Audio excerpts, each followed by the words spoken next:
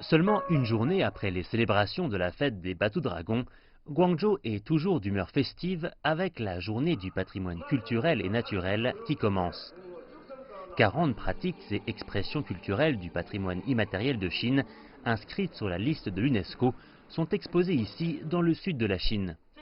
Et c'est la première fois que l'ensemble des 40 éléments inscrits sont exposés en même temps. La culture chinoise a besoin de sa propre image, particulièrement sur la scène internationale. Il faut que plus de gens comprennent la Chine. Donc réunir ces éléments est le début de ce processus. Dans l'avenir, nous aurons plus de projets culturels à montrer au reste du monde. Les événements de cette année sont accueillis par une cérémonie d'ouverture et divers spectacles, expositions et forums.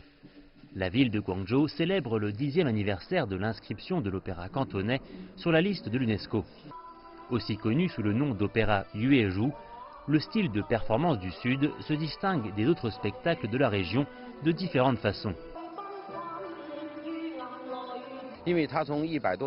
L'opéra cantonais a toujours évolué. Au cours des 100 dernières années, il a absorbé d'autres formes d'opéra et de théâtre pour devenir plus attractif et plus profond. Lors de l'événement de cette année, nous allons montrer deux styles de l'opéra Yuetu.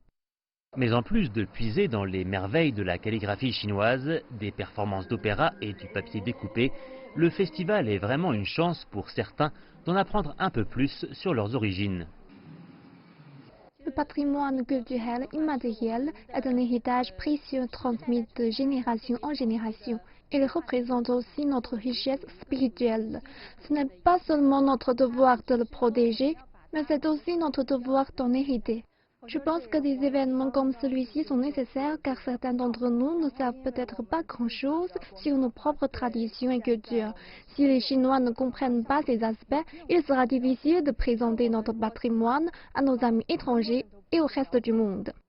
Pour beaucoup de monde, ce long week-end est l'occasion de rester chez soi, d'échapper à la vie citadine et de se reposer. Mais pour ceux qui sont ici, c'est l'occasion d'en apprendre plus sur leur culture et découvrir ce qui est exposé en provenance de tout le pays. Mais surtout, c'est l'occasion de découvrir comment leur culture est préservée.